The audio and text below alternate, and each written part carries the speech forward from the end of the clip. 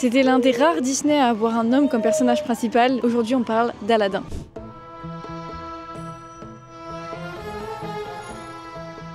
Alors l'histoire d'Aladin, comme la plupart des films Disney d'ailleurs, ça vient d'un conte, qui vient des contes des Mille et une nuits. Et en 1704, Antoine Galland écrit une traduction de ces contes, et c'est cette version qui est connue. Et plus particulièrement Aladin et la lampe merveilleux. Donc dans ce conte, la première différence c'est que Aladin a des parents. C'est le fils d'un tailleur qui a tenté plusieurs fois d'apprendre le métier à Aladin, mais lui ça l'intéresse pas du tout, il préfère sortir et traîner dehors plutôt que d'apprendre à être tailleur. Et lorsqu'il atteint l'âge de 15 ans, son père va décéder et il reste donc seulement lui et sa mère. Et un jour, Aladin va croiser dans son village un vieil homme qui va lui dire que c'est son oncle. Aladin il va être super heureux de rencontrer une personne de sa famille et donc on s'en doute bien. Aladin par contre il s'en doute pas du tout. Il s'agit en fait d'un sorcier qui va utiliser la naïveté d'Aladin pour récupérer un objet dans une caverne. Donc comme prévu, le sorcier va emmener Aladin dans une caverne. Il va lui demander de récupérer une lampe à huile tout en bas de la caverne. Mais avant qu'il descende, il va lui donner une bague en lui disant que ça va le protéger si jamais il lui arrive malheur. Donc Aladin va descendre dans la caverne pour récupérer la lampe. Alors c'est pas exactement comme dans le film, puisque dans le film c'est le vizir qui se fait passer pour un vieil homme qui demande à Aladin d'aller chercher la lampe. Ça ressemble mais c'est pas exactement pareil. Et donc dans le conte, Aladin, une fois qu'il a récupéré la lampe, il a le droit de prendre le trésor, qu'il va d'ailleurs appeler des fruits, puisqu'il se rend même pas compte de la valeur du trésor, et donc il va en avoir plein les poches, il va avoir tellement de choses qu'il va avoir du mal à ressortir de la caverne. Il va demander de l'aide au sorcier, qui va lui dire non, d'abord tu me donnes la lampe. Aladin il va dire non, d'abord aidez-moi et après je vous donne la lampe. Donc le sorcier va s'énerver et il va l'enfermer dans la caverne. Si vous vous rappelez, c'est pas pareil dans le film puisqu'il était interdit de voler dans la caverne et c'est quand Abu va voler une pierre précieuse qu'ils vont se retrouver enfermés dans la caverne. C'est pas la même chose. Donc une fois qu'Aladin est enfermé dans la caverne, sans faire exprès, il va frotter la bague que le sorcier lui a donnée. Et là, un génie. Truc de fou. Et c'est pas le génie de la lampe, c'est le génie de la bague. Et grâce à ce génie, il va pouvoir rentrer chez lui. Lorsqu'il est chez lui, il va forcément tout raconter à sa mère. Sa mère va vouloir nettoyer les objets qu'il a ramenés, dont la lampe. Et quand elle va frotter la lampe, un autre génie va apparaître. Oui, parce que finalement, dans ce conte, il y a deux génies. Alors du coup, excusez-moi, mais je me suis juste posé une question. Je me suis demandé pourquoi il va voler la lampe alors qu'il a déjà un génie avec une bague. J'ai pas compris. C'est l'histoire qui est comme ça. Puisque dans le film, il y a un seul génie, c'est celui de la lampe. Et en plus, ce qui est fou, c'est que dans le conte, c'est pas seulement 3 vœux comme dans le film, c'est vœux illimités. Vous imaginez tout ce qu'on peut faire avec vœux illimités? Donc bien sûr qu'Aladin va s'en servir, il va se servir de ses vœux pour ramener déjà de la nourriture chez lui et aussi pour sa mère, parce qu'ils ont pas beaucoup d'argent. Et il va aussi se servir des vœux pour essayer d'épouser la princesse Badroul Boudour. Heureusement que Disney a changé ce nom. J'aurais galéré sinon. Tout le long de la vidéo, ça aurait été horrible. Donc, un peu comme dans le film finalement, il va montrer au sultan ses trésors, etc. Sauf que cette fois, Aladin a un rival pour épouser la princesse. C'est le fils du vizir, qui d'ailleurs dans le conte n'est pas spécialement méchant. Dans le film, on se rappelle, c'est Jafar le méchant qui veut épouser Jasmine pour devenir sultan, alors que dans le conte, c'est seulement le fils du vizir qui est là et qui a aussi envie d'épouser la princesse, tout simplement. Ils sont pas spécialement méchants. C'est donc le fils du vizir qui est censé épouser la princesse. Sauf que bien sûr, Aladin, qu'est-ce qu'il va faire? Il va utiliser les pouvoirs du génie pour qu'il n'y ait pas de mariage. Donc il va faire passer le fils du vizir pour un fou. Le sultan, il va voir que le fils du vizir, il se comporte bizarrement, que tous les matins, il se retrouve à moitié à poil devant le palais. Il va se dire, mais celui-là, il est complètement fou. Il ne faut pas qu'il épouse ma fille.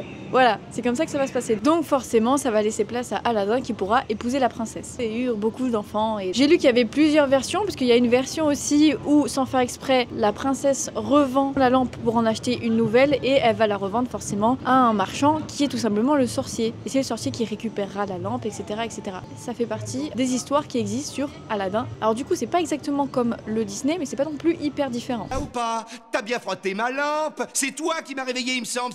On est en 1989 et les deux scénaristes Ron Clements et John Musker viennent de terminer La Petite Sirène. C'est à partir de là qu'arrive ce qu'on appelle le second âge d'or de Disney. Parce que depuis la mort de Walt, il y a eu quelques films d'animation mais ça n'a pas très bien marché jusqu'à La Petite Sirène en 1989 où ça marche super bien. Et après le succès de La Petite Sirène, forcément il faut enchaîner, il faut continuer, il faut pas s'arrêter là. Donc les deux scénaristes vont chercher un nouveau projet. Ils vont regarder un peu quel type d'histoire ils peuvent faire. On va leur proposer La Belle et la Bête mais ça va pas les intéresser intéressés, donc c'est d'autres scénaristes qui vont faire La Belle et la Bête. Et c'est Howard Ashman, un grand compositeur parolier qui a écrit les chansons de La Petite Sirène, qui va proposer Aladdin. Puisque pendant la production de La Petite Sirène, Howard Ashman avec son ami Alan Menken, en plus d'écrire les chansons pour La Petite Sirène, ils vont aussi écrire des chansons pour Aladdin. Ils vont écrire un peu l'histoire et ils vont écrire 6 chansons en tout. Donc quand Howard Ashman propose le projet d'Aladdin, il y a une grande partie qui est quand même déjà faite. Et ça c'est pas mal. Donc les deux scénaristes vont sélectionner le projet d'Aladdin. Et à la base, quand ils ont vu l'histoire, ils se sont dit que ça ressemblait beaucoup à un film qui pourrait être fait en live action, donc en prise de vue réelle. Donc ils ont décidé de rajouter des scènes qui peuvent être faites seulement en animation, comme par exemple avec de la magie ou encore le personnage du génie. Puisqu'on est en 1990 et les effets spéciaux c'est pas non plus un truc de fou, donc l'animation c'est parfait pour ça. Et donc pour le scénario, ils vont s'inspirer du conte des Mille et une nuits, mais pas que, ils vont aussi s'inspirer d'un film qui s'appelle Le voleur de Bagdad, qui date de 1924. Et quand on regarde le film, on reconnaît bien le style et aussi les personnages. Et d'ailleurs, c'est de ce film que vient le nom d'Abou le singe et de Jafar le vizir. Quelques talents. Oh, ne dites pas un mot de plus. Donc les scénaristes vont écrire le scénario et le storyboard et ils vont tout finir en 1991. À la base, Aladdin, c'est l'histoire d'un ado qui a à peu près 15 ans, qui vit à Bagdad et qui a une mère. Et d'ailleurs, dans cette première version, le lien entre lui et sa mère était très important dans le film. C'était même l'objectif d'Aladdin, rendre... Oh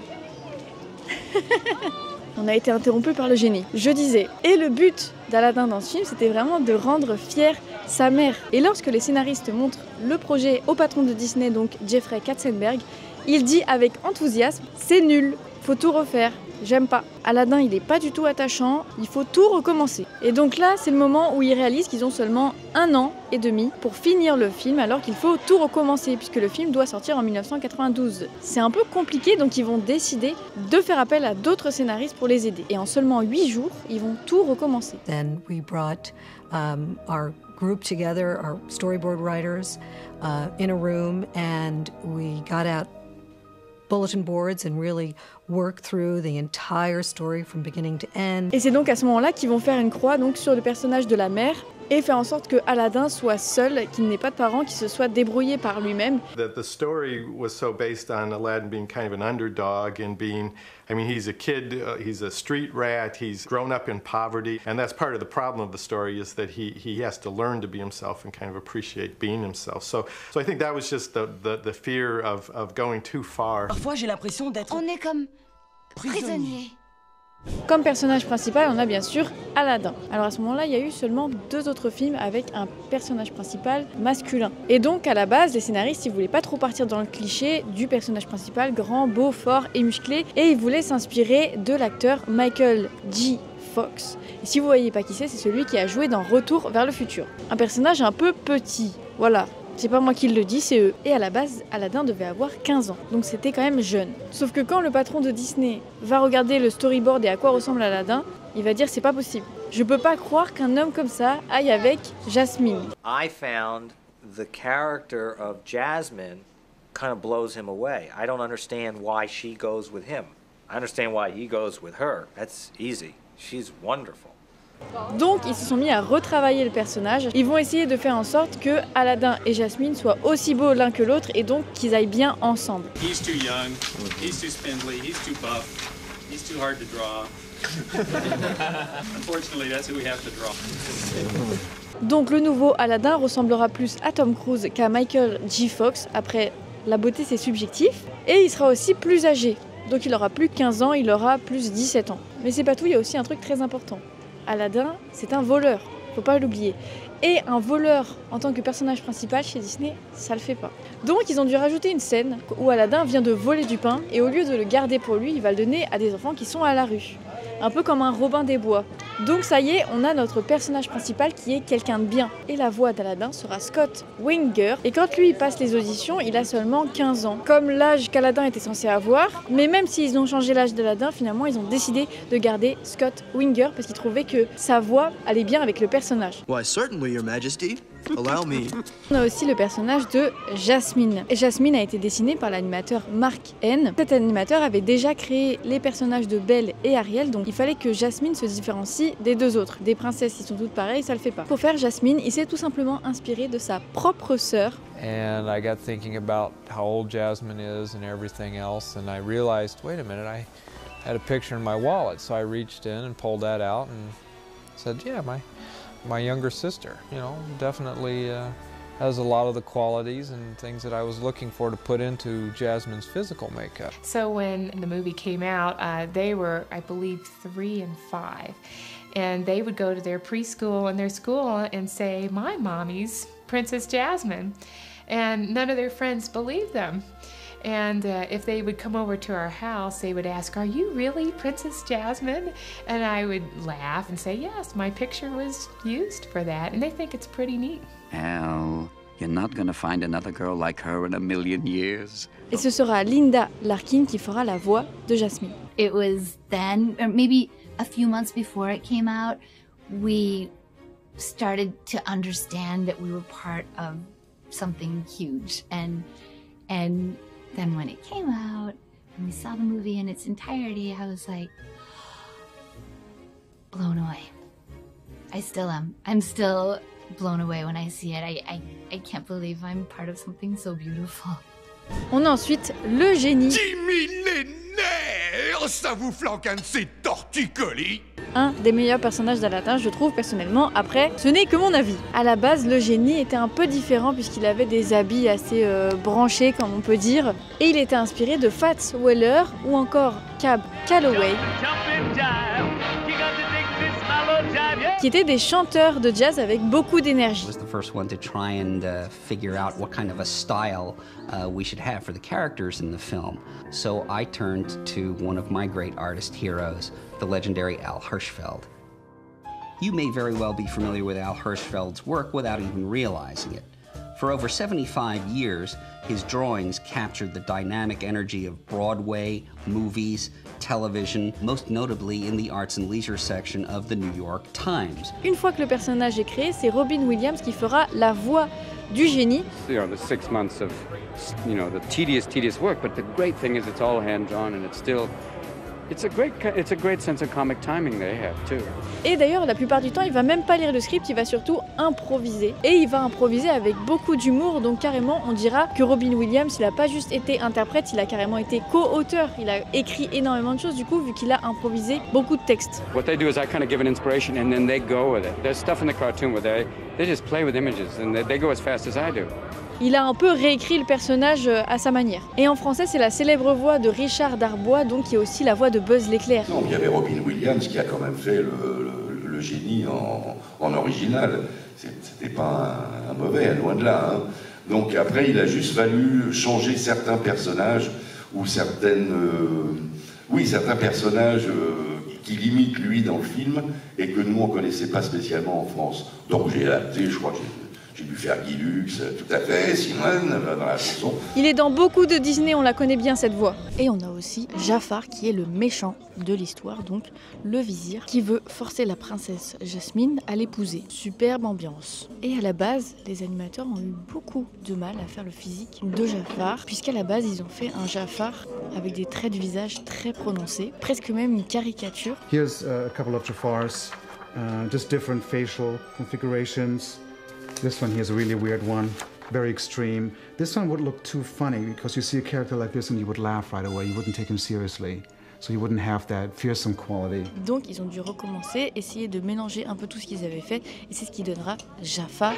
Et ça fonctionne bien puisqu'il a vraiment une tête de méchant. Et le deuxième souci pour ce personnage, c'est ses vêtements. À la base, il devait être entièrement rouge, puisque le rouge, c'est quand même associé à la couleur du mal. Sauf que le problème, c'est que Jafar, il ressemblait à un pompier. Et on est d'accord pour dire que Jafar, c'est pas quelqu'un qui sauve des vies, hein, loin de là. Donc, ils ont dû modifier ça en rajoutant du noir. Donc, finalement, Jafar sera rouge et noir. Et sa voix sera celle de Jonathan Freeman. Truthfully, the secret to Jafar's voice has to do with the fact that they cast Gilbert Gottfried as the parrot. Have a cracker, pretty Polly. Pretty Polly. Your Majesty certainly has a way with dumb animals.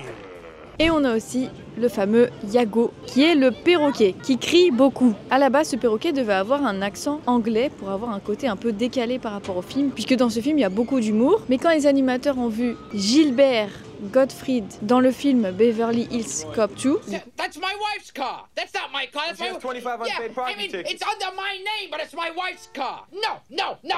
bitch! Ils se sont dit, ok, c'est lui le perroquet. Alors à la place de Gilbert, je sais pas comment je l'aurais pris, mais c'est là qu'est né Diego le perroquet. Puisque le but de ce personnage, c'était d'en faire un pince sans rire, donc qui fait rire malgré lui.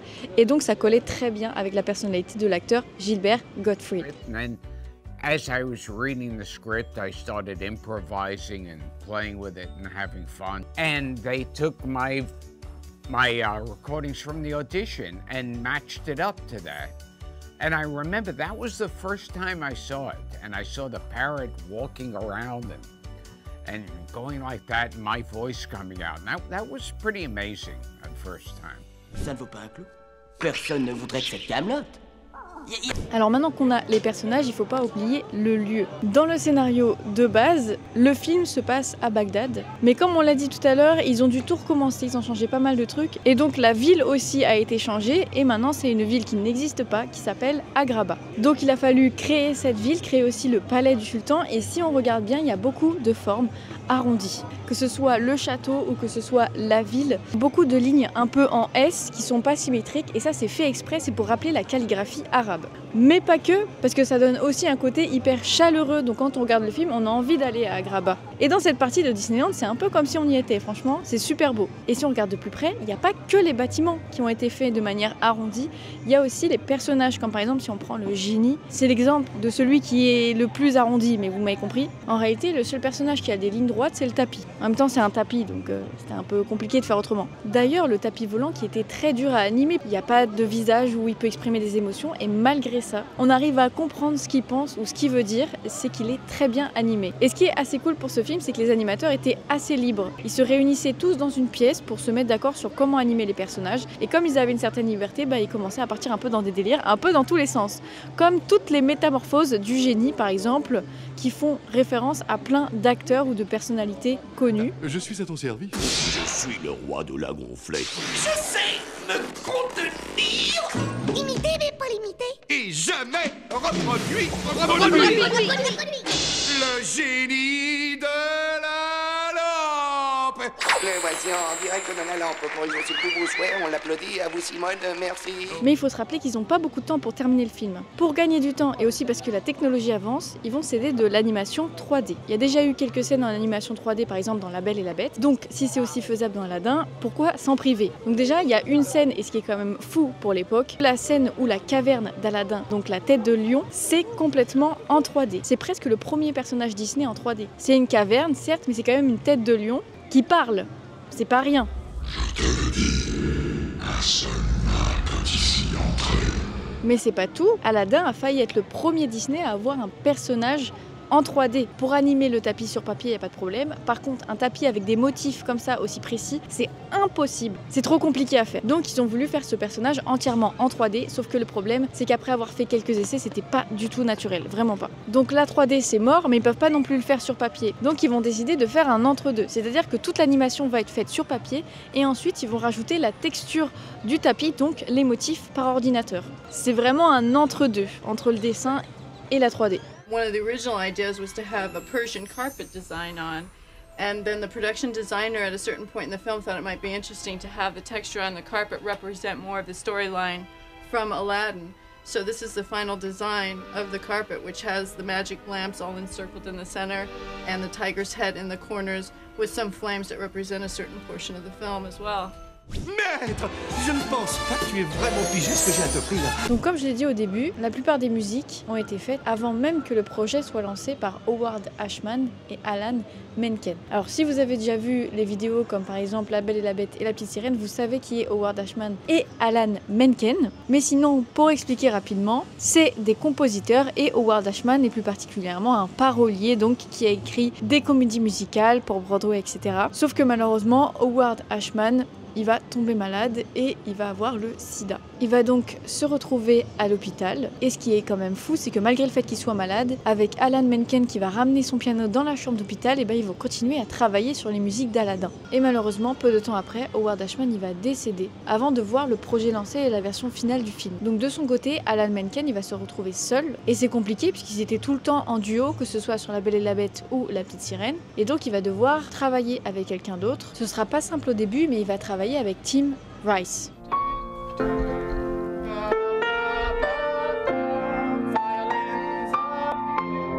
Donc pour commencer, on va retrouver la première chanson du film qui est Nuit d'Arabie.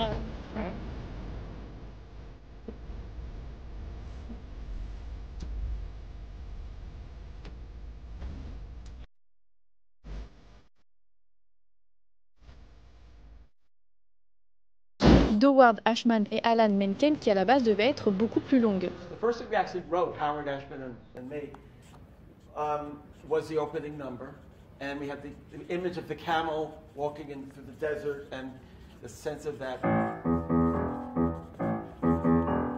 Et pas que, puisqu'à la base c'était même le narrateur du début qui chantait cette chanson, et il y avait plusieurs couplets, et on devait retrouver ces couplets tout au long du film pour raconter l'histoire.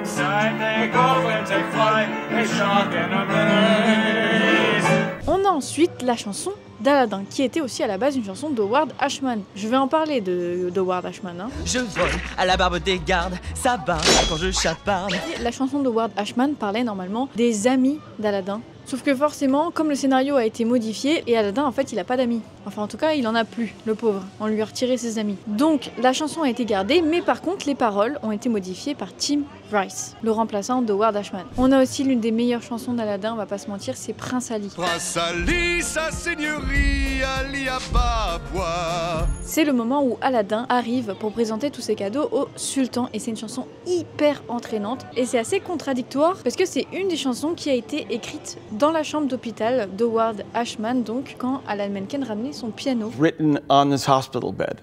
I brought a little keyboard.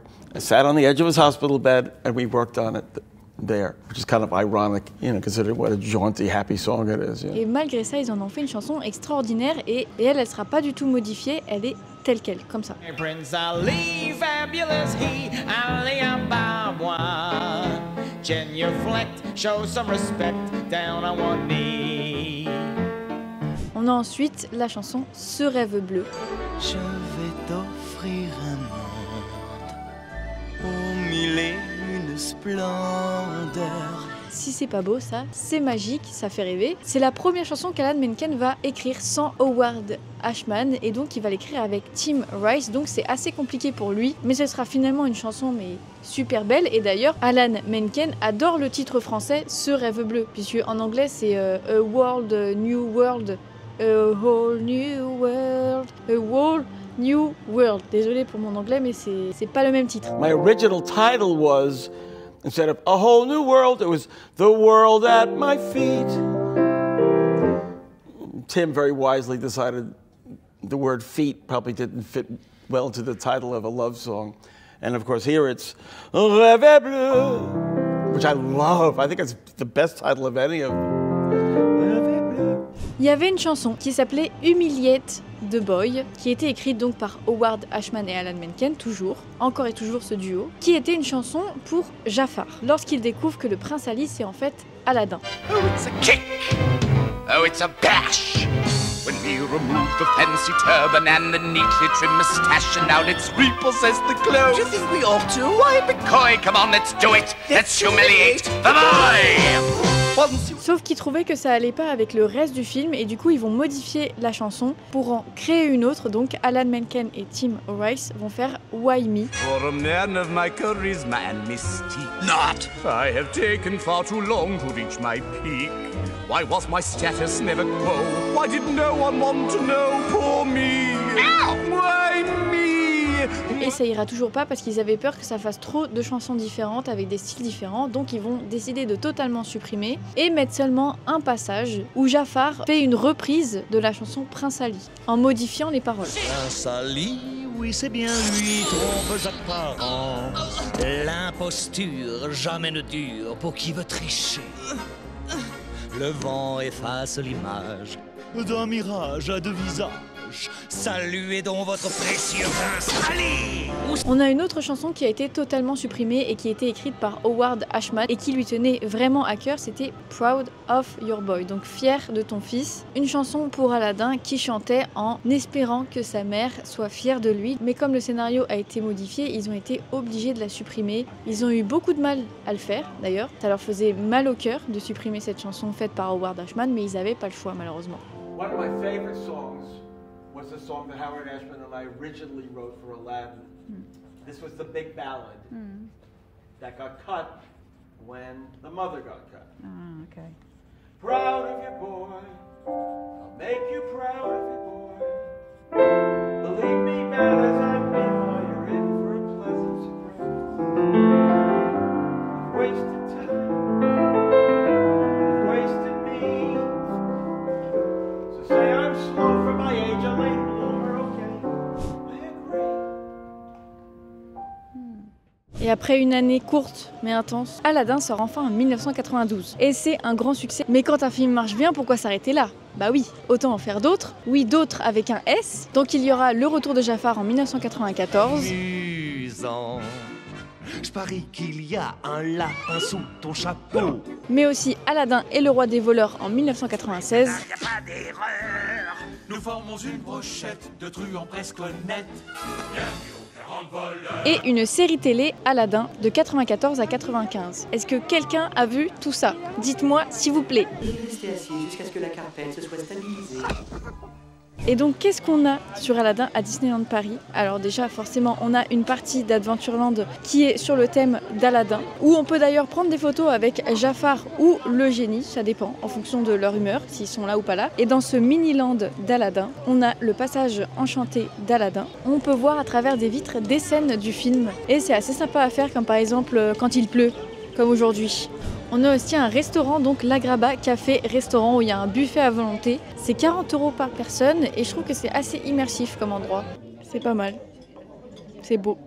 Donc voilà, si jamais vous voulez manger dans un resto sur le thème d'Aladdin, c'est ici. On a aussi une référence à Aladdin dans l'autre parc, donc dans le Walt Disney Studio, qui est l'attraction des tapis volants. Voilà, l'attraction qui tourne. On peut retrouver aussi la lampe, bah oui, la lampe du génie. Donc il fait un peu comme un marché du coup, où il y a de temps en temps des personnages où on peut prendre des photos avec eux. Et de temps en temps, on a la lampe aussi qui fait de la fumée. Bon, là, elle est cassée. Donc du coup, il y a les petites barrières. Mais sinon, en général, c'est sympa. Et pour finir, on peut aussi voir cette miniature du film dans l'attraction Le Pays des Contes de Fées, l'attraction avec les bateaux là, qui est actuellement en travaux et que je n'ai pas pu faire pour vous montrer malheureusement. C'est la fin de cette vidéo, j'espère qu'elle vous aura plu. Merci en tout cas de l'avoir regardée. Dites-moi si Aladdin est votre Disney préféré ou pas. N'hésitez pas aussi à me suivre sur Instagram, on sait jamais, sur un malentendu ça peut marcher. Et on se dit à très bientôt, hein. À la prochaine.